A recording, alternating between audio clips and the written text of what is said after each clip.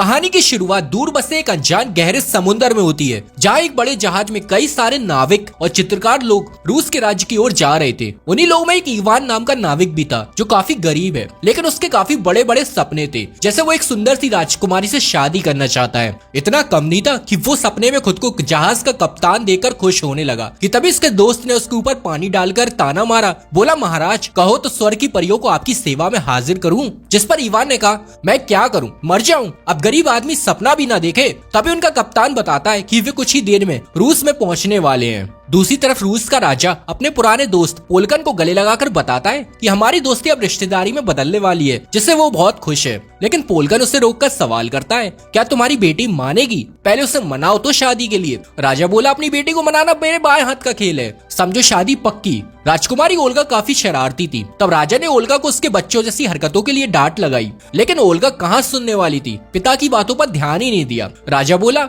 मैं पूरे रूस का राजा हूँ, हर कोई मेरी बात बिना कोई सवाल किए मानता है, और एक तुम हो, कभी कुछ सुनना ही नहीं है, हर वक्त अपनी मर्जी करती हो। इसके बाद राजा ने ओल्गा से शादी की बात की, जिस पर ओल्गा ने कहा, मैं आपको पहले ही बता चुकी हूँ कि शादी नहीं करूंगी, क्योंकि मैं एक आजाद पंछी की तरह हूँ और ऐसे ही रहना चाहती हूँ बिना किसी बंदिश के। साथ ही पूरी दुनिया घूमकर नई नई चीजें देखना चाहती हूँ। तब राजा ने खुलासा किया, बेटी क्या तुम्हें अंदाजा भी है कि पोलकन के मुझ पर और इस राज्य पर कितने एहसान हैं? पोलकन अपने पैसों से हमारे महल की मरम्मत करा रहा है। वहीं खड़े पोलकन ने जब अपनी तारीफ सुनी तो खुश हो गया। राजा ने समझाया, बेटी पोलकन का बेटा रोमन काफी बहादुर और अमीर है। उसने 10 देशों से अपनी पढ़ाई की है। उसका खुद का बड़ा व्यापार और जहाज है, इसलिए तुम्हारे लिए सबसे अच्छा है। इतनी खूबियां सुनकर ओल्गा भी मुस्कुराई, लेकिन हंसते हुए मना कर चली गई। कुछ ही देर में इवान उसके साथी महल में पहुंच गए, जहाँ उन्हें महल की मरम्मत के काम के लिए लाया गया था। तभी इवान की नजर राजकुमारी ओल्गा पर पड़ी, जो एक गोट के साथ मस्ती कर रही थी। उसका भोलापन और सुंदरता देख इवान ने फैसला किया कि मैं इसी लड़की से शादी करूंगा। इवान ओल्गा से बात करना चाहता था, इसलिए खुद को चित्रकार बताकर महल में घुस गया और चित्रकारी करने का नाटक करते हुए बस ओल्गा को ही देखते जा रहा था कि तभी ओल्गा सब समझ गई। बोली, अगर ऐसे ही मेरी खूबसूरती को निहारते रहोगे तो काम कब करोगे? इवान बोला, सच ये है कि मैं चित्रकार नहीं, एक नाविक हूँ। महल के बाहर से जब तुम्हें मैंने देखा, मैं अपना दिल हार गया तुम पर, इसलिए तुम्हें करीब से देखने के लिए चित्रकार बनकर आ गया। हाँ, ये जुर्म है, मैं जानता हूँ, लेकिन तुमसे मिलने के लिए मैं कई बार फांसी पर चढ़ने के तैयार हूँ। ओल्गा को उसका अंदाज और उसकी बातें पसंद आई तो मुस्कुराई। तो इवान उसके लिए नाचते हुए गाना गाता है और साथ में उसे भी नचाता है, जिससे ओल्गा को वो अच्छा लगा। इवान बोला, क्योंकि मैं नाविक हूँ इसलिए दुनिया घूमता हूँ,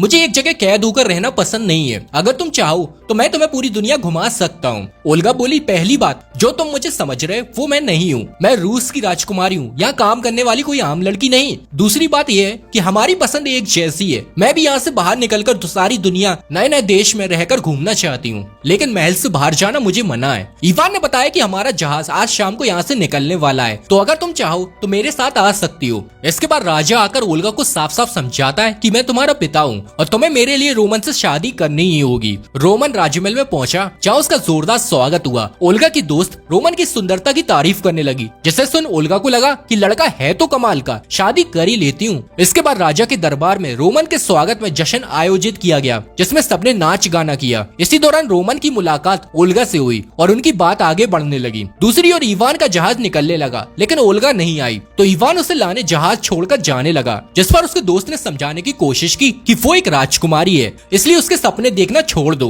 वो तुम्हें नहीं मिल सकती। लेकिन इवान बोला, अगर जिंदगी में यहाँ पर भी हार गया तो जीतूंगा कहाँ? उधर महल में पोलकन अपने बेटे की बहादुरी की तारीफ करने लगा। तब रोमन सबके सामने एक पिंजरा लाया, जिसमें एक उदास सी लड़की मौजूद थी। ओल्गा ने पूछा, तुमने इसे कैद क्यों किया है? इसे जाने दो। रोमन बोला, देखो खा गई ना तुम धोखा, इसके दिखावे पर मत जाओ, ये सुंदर है लेकिन कोई परी नहीं, काले जादू की महारानी यानी कि डायन है। इसके बाद रोमन उसे निकालकर एक जादुई अंगूठी के जरिए उसे अपने असली रूप में आने को कहता है, जिसके बाद वो एक लड़की बहुत बड़ा पक्षी बन गई, जिससे स्वर्ग की जादुई आग निकल रही थी। उसे देख सब हक्का बक्का रह गए, जिस पर ओल्गा ने रोमन से कहा, ये पक्षी बन गई है तो अब भाग जाएगी। रोमन बोला, ऐसे कैसे, ये मेरी दोस्त है, मेरा हर कहना मानती है। इसके बाद रोमन ने छुपके से फिर से जादुई अंगूठी को घुमाया, जिससे पक्षी लड़की बैठ गई। रोमन उससे फिर से आग निकालने को कहता है, तो पक्षी लड़की स्वर्ग की जादुई आग निकालने लगी। आग से बचने के लिए ओल्गा रोमन के पीछे हुई। तब रोमन ने जादुई ढाल बनाई। बोला, राजकुमारी मेरे होते हुए आपको कोई हाथ भी नहीं लगा सकता, जिससे ओल्गा को रोमन भाग गया। अच्छा लगा। दूसरी ओर इवान पहरेदारों की नजरों से छिपकर महल में घुस आया। उधर राजा और पोलकन ओल्गा और रोमन को अकेले बात करने के लिए छोड़कर चले गए, लेकिन इससे पहले उनकी बात आगे बढ़ती इवान आ गया, पर महल के सिपाही उसके पीछे पड़े थे, लेकिन वो किसी की परवाह किए बिना ओल्गा के पास पहुंच जाता है। खैर पूछताछ के लिए रोमन ने सिपाहियों से उसे पकड़वा दिया, पर ओल्गा बोली उसे जाने दो, शायद महल में भटक गया होगा। पर रोमन ने कहा इसे उसी तहखाने में डाल दूं जहां उस डायन लड़की को रखा गया है। तहखाने में इवान ने डायन लड़की से सवाल किया, तुम यहाँ कैसे आई? क्या तुम खतरनाक हो? मुझे मार तो नहीं दोगी? तुम डायन हो इसलिए तुम्हें कैद किया है? जिस पर लड़की ने कहा हाँ मैं डायन हूँ, लेकिन मैंने कभी किसी को चोट नहीं पहुंचाई। डायन लड़की ने खुलासा किया कि रोमन बहुत बड़ा धोखेबाज और झूठा इंसान है, उसने अपने फायदे के लिए मुझे कैद कर रखा है। इवान ने कहा मैं तो राजकुमारी को भगाने के लिए आया, लेकिन खुद ही फंस गया। डायन लड़की ने खुलासा किया, बोली तुम्हें कुछ पता ही नहीं, राजा कंगाल हो चुका है और उसके पास अपने राज्य को चलाने के लिए पैसे भी नहीं बचे हैं। इसी वजह से वो बेटी ओल्गा की शादी उस अमीर रोमन से कराना चाहता है ताकि उसका राज्य बचा रहे, नहीं तो दुश्मन देश को खबर लगते ही वे सब युद्ध के लिए टूट पड़ेंगे, जिससे उसका राज्य तबाह हो जाएगा। इवान ने सवाल किया वो सब तो ठीक है, लेकिन एक राजा के पास सबसे ज्यादा पैसा होना चाहिए, पर उसके दोस्त पोलगन के पास उनसे भी ज्यादा पैसा कहां से आ गया? तब डायन लड़की ने बताया राज्य की उत्तरी दिशा में दूर बसा एक जादुई जंगल है जहाँ बहुत सारा खजाना है, वहीं से पोलगन और रोमन को इतना सारा पैसा मिला। कुछ ही देर में छुपके से ओल्गा उनके पास आई और इवान को आजाद कर तुरंत यहाँ से भाग जाने को कहा, क्योंकि ये लोग तुम्हें मार देंगे। इवान बोला मेरे पास एक तरकीब है। ओल्गा बोली अरे जाओ ना, कुछ नहीं होने वाला। इवान बोला नहीं, मैं जादुई जंगल जाकर ढेर सारा खजाना लाऊंगा, जिससे राजा तुम्हारी शादी मुझसे कर देगा। अगर पैसों की बात है तो दुनिया की सारी दौलत मैं तुम्हारे कदमों में लाकर रख दूंगा। ओल्गा बोली ज्यादा सपने मत देखो, बिना वजह मारे जाओगे, क्योंकि उस जंगल में जाने वाले लोग का कुछ अता पता नहीं चलता है कि वो कहाँ जाते हैं। ओल्गा की चिंता दूर करने के लिए डायन लड़की ने इवान को एक जादुई गोले वाली बॉल दी, बोली ये तुम्हें सही सलामत जंगल से लौटने में मदद करेगी। खैर अगले दिन राजा ओल्गा से पूछता है बेटी क्या तुम एक नाविक को पसंद करने लगी हो? जिस पर ओल्गा हाँ कहती है, बताती है कि उसका नाम इवान है और वो बिल्कुल मेरे जैसा है। तब राजा गुस्सा कर उसे समझाने लगा कि ये सब क्या है बेटी, तुम कब बड़ी होगी, तुम्हारी कोई जिम्मेदारी है भी या नहीं अपने राज्य के लोगों की तरफ? हमारा खजाना खाली हो चुका है, इसलिए तुम्हें रोमन से शादी करनी ही होगी ताकि हमें कुछ पैसे मिल सके।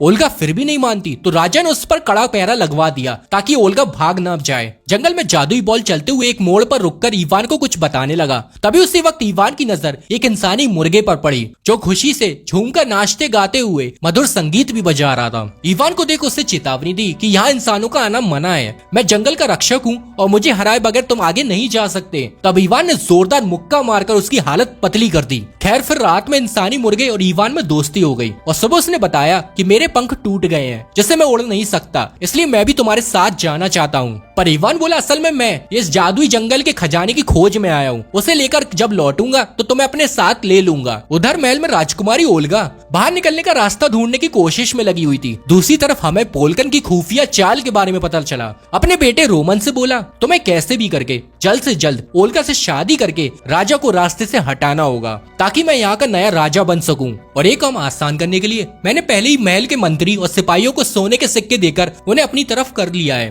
रोमन बोला कोई दिक्कत ही नहीं है, ओल्गा मुझे अच्छा समझती है, पहले ही मेरी चाल में फंसी हुई है और एक दो दिन में उससे शादी करके हर चीज को अपने कब्जे में करके ओल्गा को भी रास्ते से हटा दूंगा। हालांकि पोलगन ने रोमन से इवान को मार डालने को कहा क्योंकि ओल्गा उससे प्यार करती है और वो हमारी योजना में मुश्किल खड़ी कर सकता है। उधर जादुई बॉल झील के नीले पानी में डुबकी मारते हुए रुककर इवान को इशारे से खतरे की चेतावनी देती है। खैर इवान डरा नहीं, आगे बढ़ा और उसे एक झोपड़ी मिली। उसमें काले जादू के समुदाय की डायने उनका परिवार रहता था। तब उनकी दादी माँ डायन ने पूछा ए मुसाफिर तुम यहाँ पर अकेले किस लिए आए हो, तुमको डर नहीं लगता? इवान बोला हाँ आपका चेहरा थोड़ा सा डरावना है तो, लेकिन आपकी तो उम्र हो चुकी है, आपके पैर खुद कब्र में हैं और मुझे डराओगी, मैं यहाँ खजाना ढूंढने आया हूँ। खैर ये सुन झोपड़ी से एक और डायन बाहर आई और उसे जानकारी देने के बहाने अंदर ले गई। भोले वाले इवान को अंदाजा भी नहीं था कि कुछ ही पलों में इन शैतानों का खाना बनने वाला है। वो उसे बेहोश कर गर्मा गर्म तंदूर में डालने लगी, लेकिन इवान ने खुद को बचाकर पानी से भरे जार को भट्टी में डाल दिया जिससे झोपड़ी में बहुत बड़ा धमाका हुआ। हालांकि डायनों ने जादू से झोपड़ी को जिंदा कर दिया जिससे उसके पैर निकल आए और झोपड़ी लुढ़कने लगी। दूसरी तरफ महल में ओल्गा उसी पिंजरे वाली लड़की के पास पहुंची। पूछा ये बताओ रोमन कैसा है, क्या वो सच में इतना अच्छा है जितना वो दिखाता है? डायन लड़की ने कहा माफ करना, लेकिन मैं तुम्हें कुछ नहीं बता सकती क्योंकि वो मुझे एक जादुई अंगूठी से काबू कर रहा है, अगर कुछ बोलूंगी तो मारी जाऊंगी। निराश होकर ओल्गा जाने लगी। तब डायन लड़की बोली इवान बहुत ही अच्छा है और तुम भी उससे प्यार करती हो, इसलिए तुम जानती हो तुम्हें क्या करना है। कोई भी गलत कदम उठाने से पहले इवान के प्यार के बारे में जरूर सोच लेना। उधर डायनों ने इवान को बांध दिया। बोली पहले हम तुम्हें मारकर खाने वाले थे, लेकिन तुमने हमारा घर ही उड़ा दिया, इसलिए अब हम तुम्हें जिंदा ही भट्टी पर भूनेंगे और फिर बड़े चाव से खाएंगे। तभी जादुई बॉल इवान को बचाने झोपड़ी में घुस आई, लेकिन डायनो ने उसे पकड़ लिया। उसे देखकर चौंक गई। इवान से सवाल किया, ये तुम्हें कहाँ मिली? तब इवान बोला, ये मुझे एक पिंजरे में कैद डायन लड़की ने दी थी मेरी रक्षा के लिए, लेकिन ये किसी काम नहीं आई और अब तो मैं मरने वाला हूँ। तब डायनो ने इवान को आजाद कर दिया। महल में ओल्गा ने डायन लड़की से पूछा, क्या तुम मेरी मदद करोगी? लड़की बोली, हाँ जरूर। ओल्गा ने कहा, मुझे इवान को देखना है कि वो ठीक है या नहीं, कहाँ पर है वो अभी? तब डायन लड़की ने अपने जादू से तिलिस्मी शीशे को खोला जिसमें इवान नजर आ रहा था। ओल्गा ने कहा, ये भला इवान कैसे लोगों के बीच में फंस गया है? तब डायन लड़की ने बताया, ये मेरी दादी माँ और उनका परिवार है, ये इंसानों को खा जाते हैं, इसलिए इवान को बचाने के लिए मैंने अपने जादुई बॉल उसे दी थी ताकि उसे देख ये इवान को कुछ ना करे। दूसरी ओर जंगल में डायन दादी माँ इवान को अच्छा खाना खिलाकर उसके साथ अच्छा बर्ताव करती हैं। फिर उसे अपनी पोती की तस्वीरें दिखाने लगी, जिसमें एक तस्वीर में रोमन भी मौजूद था। जैसे देख इवान के होश ही उड़ गए। सवाल किया कि रोमन यहाँ पर कैसे है? तब डायन दादी माँ ने खुलासा किया कि रोमन कोई और नहीं बल्कि उनके परिवार का हिस्सा है, वो उसकी पोती का पति है। जिससे सुन इवान का गुस्सा 7वें आसमान पर चढ़ गया। सोचता है कि इधर मेरी एक शादी नहीं हो रही है और इसे दो करना है। तब इवान ने रोमन की सारी सच्चाई बताई कि ये कोई पतिवती नहीं है, उल्टा इसने तो तुम्हारी पोती को पिंजरे में कैद करके अपने इशारों पे नचा रहा है उसे। तब डायन दादी माँ समझ गई कि रोमन ने उसकी पोती की शक्तियों का इस्तेमाल करने के लिए उसके साथ शादी का नाटक किया है। इसलिए डायन दादी माँ अपने कुछ साथियों के साथ उड़ने वाले झाड़ू पर बैठकर अपनी पोती को बचाने के लिए चली गई। वहीं बाकी बची हुई डायने रोमन से बदला लेने के लिए जंग की तैयारी करने लगी। इवान बोला, आप अकेली नहीं हो इस लड़ाई में, मैं खजाना ढूंढकर आपका साथ देने आऊंगा। फिर जादुई बॉल इवान को फिर से उसी जादुई झील के पास ले गई और उससे इसे पार करने को कहा। जादुई बॉल को रोकने के लिए इवान जैसी पत्थरों पर आगे बढ़ा तभी अचानक से गिर पड़ा। हालांकि जादुई बॉल पानी से निकल गया, लेकिन इवान को मरता नहीं देख सकता था, इसलिए अपने ऊपर लपेटे कपड़ों की मदद से 2 पेड़ों की दरख्तों को पकड़कर एक कपड़ा झील में नीचे लटका देता है। इवान तुरंत उसे पकड़कर निकलने लगा, लेकिन वो उससे छूट गया, जिससे इवान डूबने लगा। तभी उसे पानी में दरियाई घोड़ा जैसा मरमैन जीव दिखाई दिया। मरमैन ने बताया, शांत रहो, हिलो मत वरना और नीचे चले जाओगे। उसकी बात मानकर इवान शांत हुआ तो जादुई बॉल ने फिर से कोशिश कर उसे ऊपर खींचकर उसकी जान बचा ली। ऊपर आकर मरमैन से इवान ने सवाल किया, तुम हो क्या और मेरे पीछे ऊपर क्यों आ गए? मरमैन ने खुलासा किया कि हजारों साल पहले यहाँ एक नदी थी जिसमें बहुत सारी ताकतवर जलपरियां भी रहती थी, लेकिन जल्दी इंसानों को इसकी खबर लग गई और उनके लालच, हमलों से और दखल देने से ये नदी सूखकर झील बन गई। इसलिए मैं यहाँ नहीं रहना चाहता बल्कि दूर किसी समुद्र में जाना चाहता हूँ। दूसरी तरफ पोल्कन और रोमन राजा को डराने के लिए चाल चलते हैं। दोनों ने अपना सामान, सारे तोहफे लेकर वापस जाने का नाटक शुरू किया, जिससे राजा घबरा गया। ओल्गा से कहा, अगर ये दोनों यहाँ से चले गए तो ये पूरा राज्य तबाह हो जाएगा। बेटी, हमें सिर्फ इन्हीं का सहारा है। वो गुस्सा होकर जा रहे हैं सिर्फ तुम्हारी वजह से, क्योंकि तुम एक मामूली नाविक से प्यार कर बैठी हो। तुम रूस की राजकुमारी हो। इस राज्य और अपने पिता के ताज को बचाना तुम्हारी जिम्मेदारी और राज धर्म है। ओल्गा किसी भी कीमत पर रोमन से शादी नहीं करना चाहती थी, लेकिन अपने पिता की बातें सुनकर वो मजबूर हो जाती है, इसलिए शादी के लिए मान गई। पोल्कन रोमन बहुत खुश हुए कि उनकी चाल काम आई। राजा 2 दिन बाद उनकी शादी की घोषणा करता है। उधर जंगल में मरमैन इवान के साथ बैठकर बातें कर बताने लगा कि जब ये झील नदी थी तो कई सारे जहाज गुजरते थे, लेकिन उनमें से कुछ जहाज डूब जाते थे, जिससे निकला खजाना धीरे धीरे झील में इकट्ठा होता गया। ये सुन इवान हैरान रह गया और मरमैन से पूछा, तो अब वो खजाना कहाँ है? इस मौके का फायदा उठाते हुए मरमैन ने एक शर्त रखी, मैं तुम्हें खजाने की जगह बताऊंगा अगर तुम मुझे समुद्र में छोड़ दोगे। इवान बोला, मुझे कोई दिक्कत नहीं है, लेकिन तुम इतने भारी भरकम मोटू से गोलू मोलू हो, भला तुम्हें कैसे उठाऊंगा? सोच के तो देखो, मैं मना नहीं कर रहा, लेकिन ये नामुमकिन है। मरमैन ने कहा, ये झील कोई मामूली झील नहीं है, इसमें जादू है, ये मेरा घर भी है। तब मरमैन ने झील को कहकर एक जादुई बॉक्स निकलवाया। बोला, इवान तुम इसकी मदद से जो भी बनाना चाहते हो ये जादू से खुद ब खुद बना देगा। इवान ने कहा, मैं इसकी मदद से उड़ने वाला जहाज बनाना चाहता हूँ ताकि मेरे जहाज का कप्तान बनने का सपना भी पूरा हो सके और तुम्हें भी समुद्र तक ले जा सकूं। मरमैन ने समझाया, अगर तुम्हें उड़ने वाला जहाज चाहिए पहले इस पर उसका चित्र बनाओ। इवान ने जैसे ही चित्र बनाया, बॉक्स से कई सारे औजार बाहर निकलकर हवा में उड़ने लगे, लेकिन अभी भी इवान अकेला था और इतना विशाल जहाज बनाने का काम वो अकेले नहीं कर सकता था, इसलिए उसे इंसानी मुर्गे को आवाज लगाई और वो इवान की मदद करने आ गया। पर अभी भी वो इतने जल्दी जहाज नहीं बना सकते थे, इसलिए उनकी मदद करने वे सारी डायने भी आ पहुंची, जिसके बाद सबने मिलकर काम किया और जल्दी उनका उड़ने वाला अनोखा जहाज तैयार हो गया। हालांकि रोमन ने पिंजरे में कैद डायन लड़की को मजबूर कर ये सारी चीजें देख ली। डायन लड़की ने गुजारिश की कि मुझे या तो मार दो या तो आजाद कर दो, क्योंकि मैं बहुत ज्यादा तकलीफ सह चुकी हूँ, थक चुकी हूँ तुम्हारा खिलौना बनते बनते। लेकिन बेरहम रोमन ने हंसते हुए कहा, अरे ऐसे कैसे जाने दूं? तू तो मेरी सोने की चिड़िया है, अगर तुझे जाने दिया तो मेरी चाल कैसे सफल होगी? फिर रोमन ने इच्छा बताई कि मुझे वो उड़ने वाला जहाज चाहिए और साथ ही तुमसे एक और काम लेना चाहता हूँ। वो कहता है कि अगर मेरा काम हो गया तो मैं तुम्हें आजाद करने के बारे में सोचूंगा। उधर उड़ते जहाज के मजबूत जंजीर की मदद से इवान और इंसानी मुर्गे ने झील के अंदर छिपे सारी बेशकीमती चीजें और खजाने वाले बक्सा निकाला। लेकिन जब उन्होंने इस बक्से को खोला तो उनकी आंखें फटी की फटी रह गईं, क्योंकि कुछ था ही नहीं। इंसानी मुर्गा गुस्से में मरमैन पर टूट पड़ा, कहा तुमने धोखा दिया है क्योंकि तुम्हारी बताई जगह पर कोई भी खजाना नहीं है। तब बेचारा मरमैन अपनी कहानी बताता है कि उसने ऐसा क्यों किया। असल में कुछ साल पहले रोमन भी यहाँ आया था। उसने मरमैन से खजाने के बदले उसे समुद्र में छोड़ने का वादा किया। मैंने उस पर विश्वास का सारा खजाना उसे दे दिया, लेकिन वो अपनी बात से पलट गया। इसलिए इस बार अगर मैं तुम्हें ये बात बताता तो क्या तुम मेरी मदद करते? नहीं ना। इसी कारण मैंने इस बार झूठ का सहारा लिया। इवान ने कहा, ठीक है मैं समझ सकता हूँ तुमने ऐसा क्यों किया। मरमैन ने खुलासा किया कि मैंने झील का खजाना ही दिया था, लेकिन मेरी बेशकीमती चीजें अभी भी मेरे पास मौजूद है। इवान ने हार मान ही ली थी, लेकिन इंसानी मुर्गे और मरमैन ने उसका हौसला बढ़ाया। कहता है कि हम आखिरी सांस तक लड़ेंगे और उस रोमन और पुलकन को सबक भी तो सिखाना है। कुछ देर बाद महल में राजकुमारी ओल्गा शादी के लिए सज सवर के तैयार थी, लेकिन वो उदास थी क्योंकि वो मजबूरी में शादी कर रही थी। लेकिन तभी उसे उड़ते हुए जहाज की आहट सुनाई दी। खिड़की से देखा कि इवान और उसके साथी उड़ते जहाज को लेकर महल की तरफ आ रहे हैं। रोमन ने पहले ही जंग की तैयारी कर ली थी, इसलिए सिपाहियों को हमला करने को कह दिया। खतरे को देख इवान जहाज को ऊपर की तरफ उड़ाने लगा, लेकिन सिपाहियों ने रस्सियों की मदद से जहाज पर लंगर डाल के उसे नीचे की तरफ खींचना शुरू किया। इवान का उड़ता जहाज बुरी तरह फंस चुका था, इसलिए उसकी मदद करने सारी डायने अपनी उड़ती झाड़ू पर सवार होकर सिपाहियों को मौत के घाट उतारने लगी। हालांकि कुछ सिपाही रस्सी पर चढ़कर जहाज के अंदर पहुंच गए और इवान को मारने लगे, लेकिन इवान ने सभी को धूल चटा दी। कुछ को तो जहाज से नीचे ही फेंक दिया। रोमन को जल्दी एहसास हुआ कि इससे कुछ नहीं होने वाला, वो हार रहा है। इसलिए नीचे खड़े सिपाहियों से नुकीले बड़े तीर वाले लंगड़ से हमला कराया, जो सीधा जाके जहाज के आर पार घुसने लगी। लेकिन उनमें से कुछ तीरों को डायनों ने रोकने की कोशिश भी की। हालांकि जो तीर घुस चुके थे उनकी मदद से सिपाहियों ने घुमाकर जहाज को नीचे खींचना फिर से शुरू किया और इस बार जहाज काफी ज्यादा नीचे आ गया था। इसके बाद रोमन सोचता है, चलो भाई किस्सा खत्म करते हैं। ये मामूली से नाविक मुझे हराने का सपने देख रहा था।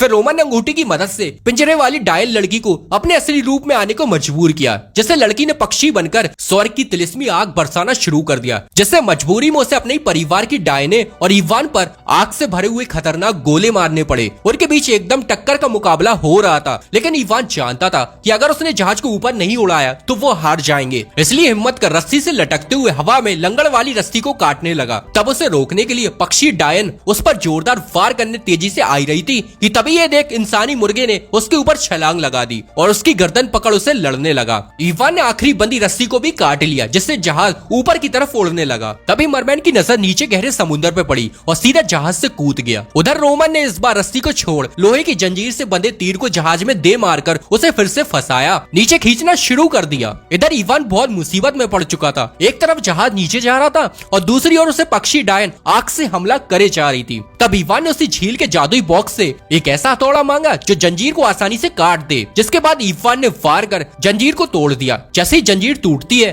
उसमें वही पक्षी डायन लिपटकर फंस गई और सीधा समुद्र में जाके गिर गई। इवान फिर खिड़की पे खड़ी ओल्गा के करीब आया और बोला, हमें अभी भागना होगा, जिस पर ओल्गा मान गई। तब इवान हाथ आगे बढ़ाकर ओल्गा को जहाज पर लाने ही वाला था कि तभी रोमन ने निशाना लगाया और तीर वाली बंदूक से इवान पर हमला कर दिया, जिससे तीर लगते ही इवान समुद्र में नीचे गिर गया। यह देख इवान के साथी और ओल्गा दुखी हो गए कि बेचारा इवान मारा गया, लेकिन रोमन बहुत खुश हुआ। अबे राज्य, महल, यहाँ की प्रजा, राजकुमारी ओल्गा सब के सब उसके हैं। लेकिन रोमन को एहसास भी नहीं था कि उसकी खुशी ज्यादा देर टिकने नहीं वाली, क्योंकि मरमैन ने समुद्र से इवान को बाहर निकाल लिया था। हालांकि इवान की हालत काफी नाजुक थी, वो कभी भी मर सकता था, लेकिन उसके सभी दोस्त उसके साथ थे। इंसानी मुर्गे और सारी डायनों ने जड़ी बूटियों से उसका इलाज शुरू किया। उधर महल में एक पिंजरे वाली डायन ने ओल्गा को ये सब दिखाकर समझाया, तुम्हें उदास होने की जरूरत नहीं, इवान ठीक हो जाएगा। ओल्गा ने कहा, तुम नहीं समझोगी, मैं इवान को बहुत प्यार करती हूँ। ओल्गा बोली, तुम तो सब कुछ कर सकती हो, तो मुझे कैसे ना कैसे बस इवान तक पहुँचा दो, उसे मेरी जरूरत है। डायन लड़की बोली, मेरे पास एक तरकीब है जिससे तुम इवान से मिल सकोगी और मैं उस धोखेबाज रोमन से अपना बदला भी ले पाऊंगी। ओल्गा ने पूछा, क्या मतलब है तुम्हारा? डायन लड़की ने कहा, भरोसा रखो मुझ पर, और फिर जादू से ओल्गा को एक बूढ़ी दाई माँ में बदल दिया। इसके बाद ओल्गा बूढ़ी दाई माँ के रूप में इवान से आसानी आसानी से मिलने पहुंच गई, क्योंकि महल में किसी ने भी उसे पहचाना ही नहीं। फिर ओल्गा इवान को गले लगाती है, जिससे इवान भी होश में आ गया, लेकिन इवान ने इस रूप में भी उसे पहचान लिया। बोला तुम मेरी ओल्गा ही हो। दूसरी तरफ महल में रोमन को पिंजरे में ओल्गा दिखाई दी, तो उसने पूछा वो डायन लड़की कहाँ भाग गई और तुम यहाँ कैसे फंस गई। अब रोमन नहीं जानता था कि ये डायन लड़की है, बस इसने तो ओल्गा का रूप लिया है। ओल्गा का रूप लिए डायन लड़की ने बताया कि उस डायन ने मुझे अपनी बातों में फंसाया और भाग गई, जिस पर रोमन उसे तुरंत बाहर निकालकर अपनी तिलिस्मी अंगूठी से डायन लड़की को मजबूर कर बुलाने की कोशिश करने लगा। कि तभी ओल्गा के रूप में मौजूद डायन लड़की रोमन के करीब आकर उसे ऐसा करने से मना करती है। जब रोमन ने फिर से अंगूठी का इस्तेमाल करने का सोचा, तो इस बार डायन लड़की ने उसकी उंगली से अंगूठी निकालकर बाहर फेंक दी। बोली तुम्हें कौन चाहिए? मैं यार वो डायन लड़की, इतनी सुंदर राजकुमारी तुम्हारे सामने खड़ी है और तुम एक डायन के लिए परेशान हो। मैं तुम्हें तो किसी के साथ नहीं बांटूंगी। इसके बाद असली ओल्गा इवान को लेकर डायन लड़की के पास पहुंची। चलो मुझे फिर से पहले जैसे ओल्गा बना दो।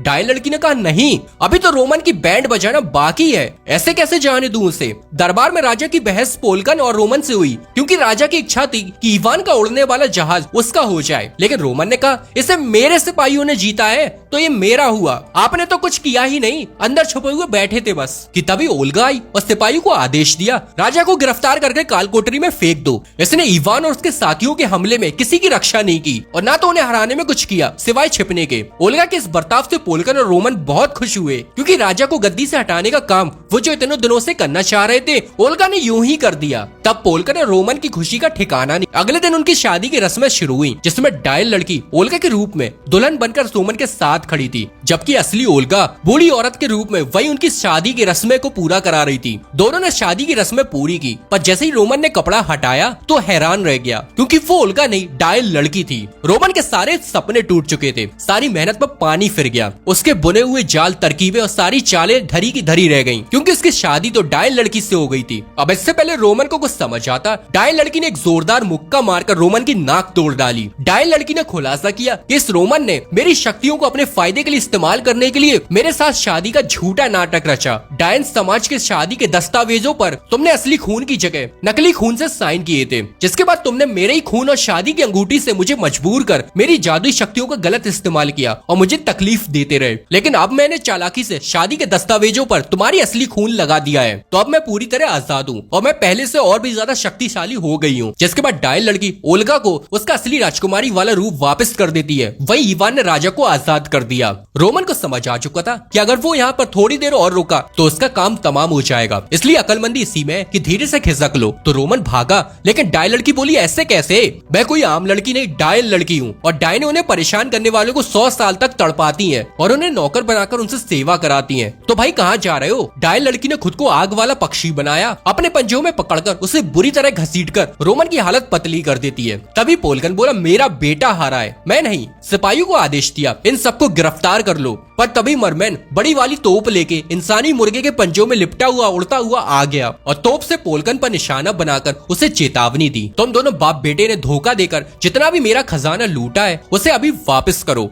नहीं तो मैं तुम्हें तोप से उड़ा दूंगा। जिसके बाद राजा ने पोलकन को काल कोठरी में डलवा दिया। अंत में इवान और ओल्गा ने राजा से कहा कि वे दोनों शादी करना चाहते हैं, लेकिन राजा ने मना कर दिया। ओल्गा बोली आपको दिक्कत क्या है मेरी खुशियों से? इवान ने आपको आजाद किया है। राजा बोला हाँ बेटी, मैं जानता हूँ इवान ने मेरी मदद की है, लेकिन इसका मतलब ये तो नहीं कि मैं एक नाविक को अपनी राजकुमारी जैसी बेटी दे दूं। इवान हमारे रिश्ते के लायक नहीं है, लोग क्या सोचेंगे? ओल्गा को ये सुन बहुत गुस्सा आया और बोली भाड़ में गए आपके रिश्तेदार, आपकी मर्जी, और इवान के साथ भागने लगी। राजा ने सिपाहियों से उन्हें रोकने को कहा, जिस पर इवान और ओल्गा खिड़की से नीचे कूद गए। राजा बहुत डर गया, उदास होकर रोने लगा कि उसकी बेटी मर गई, लेकिन फिर देखा कि इवान और ओल्गा उड़ते जहाज पर सवार है। आखिर में राजा ने भी अपनी जिद छोड़ दी, सोचा हाँ भाई ये अपनी माँ पर ही गई है और मैं इसका कुछ भी नहीं कर सकता। जिसके बाद इवान और ओल्गा ने शादी कर ली और अपने दुनिया घूमने के सपने को पूरा करने के लिए चले गए।